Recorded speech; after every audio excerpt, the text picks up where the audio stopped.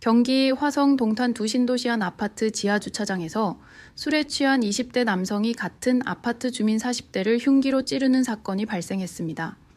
두 사람은 서로 일면식도 없는 사이로 확인됐습니다. 피해자는 두꺼운 외투를 입고 있어 큰 부상은 피한 것으로 알려졌습니다.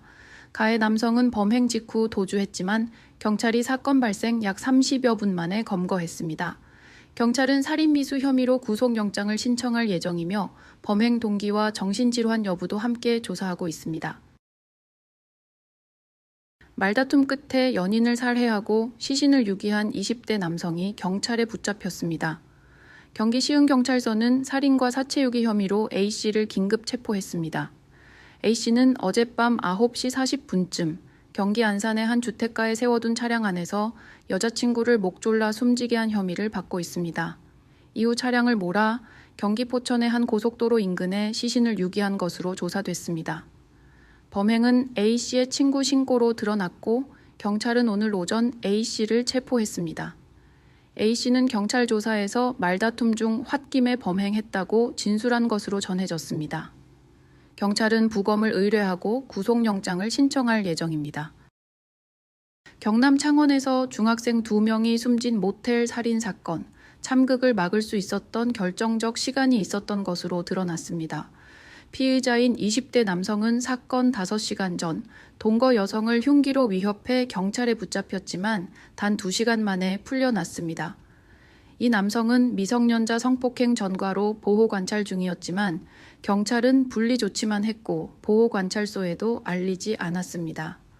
석방 직후 남성은 마트에서 흉기를 구입했고 오픈 채팅으로 만난 여중생을 모텔로 불러 범행을 저질렀습니다. 도움을 위해 따라온 중학생 2명은 숨졌고 경찰 출동 직후 피의자는 도주하다 추락해 사망했습니다. 막을 수 있었던 비극이었는지 논란이 커지고 있습니다. 정부가 2026년부터 인구 감소 지역 여행 경비를 지원합니다. 지역사랑 휴가 지원 제도로 인구 감소 지역을 여행하면 여행비의 50%, 최대 20만 원을 지역 화폐로 돌려받을 수 있습니다. 대상은 전국 84개 인구 감소 지역이며 내년 20곳에서 시범 사업을 먼저 시행합니다. 한편 여권 발급 수수료는 2026년 3월부터 2,000원 인상됩니다. 10년짜리 전자여권은 최대 4만 원이 됩니다. 또 내년 4월부터는 치유관광산업 육성법이 시행돼 치유힐링 관광산업도 본격적으로 키웁니다. 경기도가 대학생 학자금 대출이자 지원 신청을 받습니다. 접수 마감은 다음 달 13일 오후 6시까지입니다. 지원 대상은 한국장학재단 학자금 대출을 이용한 대학원 재학생, 그리고 미취업 졸업생입니다. 졸업생은 대학은 10년 이내, 대학원은 4년 이내까지 신청할 수 있습니다. 공고일 기준 본인 또는 직계 존속이 경기도에 1년 이상 거주해야 하며 올해부터는 소득 8분위 이하 또는 다자녀 가구 조건이 추가됐습니다. 지원이 확정되면 2025년 7월부터 12월까지 최근 6개월간 발생한 대출 이자를 경기도가 대신 상환합니다. 신청은 경기민원24를 통해 온라인이나 모바일로 가능하며 대출자 본인이 직접 신청해야 합니다.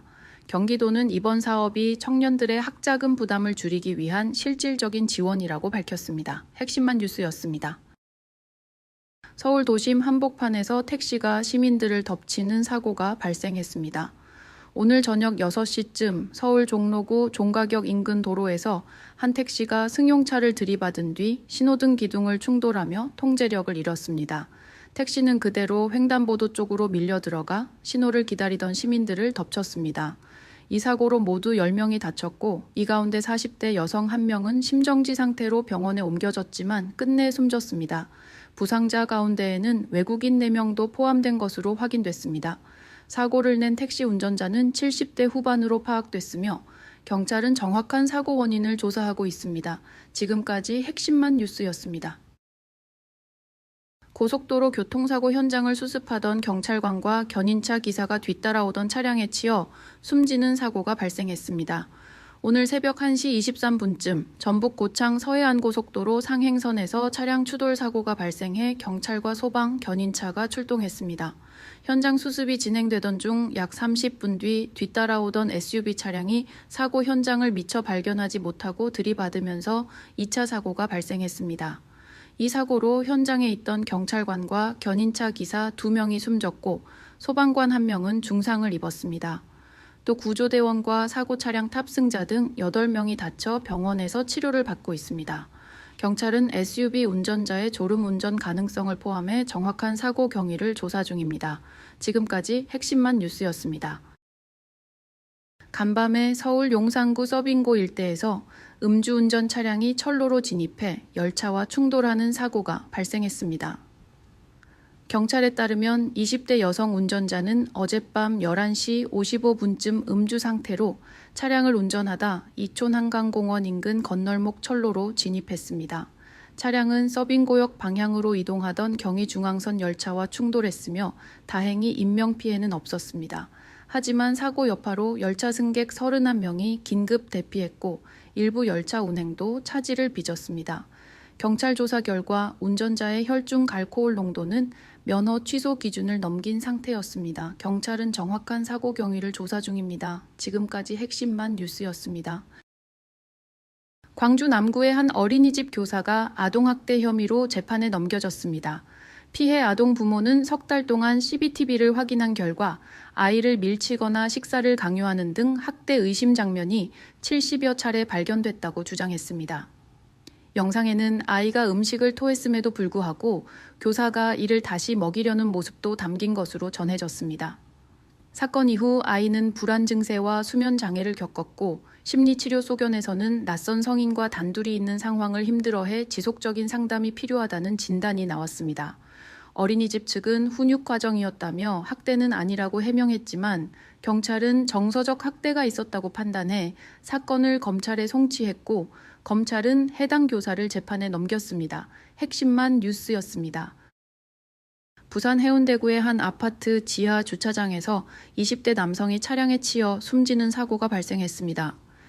경찰에 따르면 오늘 새벽 시 39분쯤 주차장 바닥에 누워있던 20대 남성 A씨가 지하 1층에서 지하 2층으로 이동하던 차량에 깔렸습니다. A씨는 크게 다쳐 병원으로 옮겨졌지만 사고 발생 약 1시간 만에 숨졌습니다. 사고 당시 A씨는 술에 취한 상태로 주차장 바닥에 누워 있었던 것으로 추정됩니다. 운전자는 사고를 인지하지 못했다고 진술했으며 경찰은 운전자의 음주 정황은 없었다고 밝혔습니다. 경찰은 현장 CCTV 등을 토대로 정확한 사고 경위를 조사하고 있습니다. 핵심만 뉴스였습니다. 지난해 여름 캄보디아 범죄단지에서 한국인 대학생이 고문 끝에 숨진 사건과 관련해 범죄 조직 총책이 태국에서 체포됐습니다. 중국 국적 42살 한 모 씨는 고수익 아르바이트를 미끼로 한국인들을 캄보디아로 유인한 혐의를 받고 있습니다. 숨진 대학생 박 모 씨는 범죄 단지에 감금돼 마약 강제 투약과 전기 고문을 당한 뒤 사망한 것으로 조사됐습니다. 함 씨의 컴퓨터에서는 피해자 고문 영상과 협박용 자료가 다수 발견됐습니다. 수사당국은 국제공조 끝에 태국에서 함 씨를 검거했고 범죄인 인도를 통해 국내 송환을 추진 중입니다. 경찰은 국적과 관계없이 끝까지 책임을 묻겠다고 밝혔습니다. 핵심만 뉴스였습니다.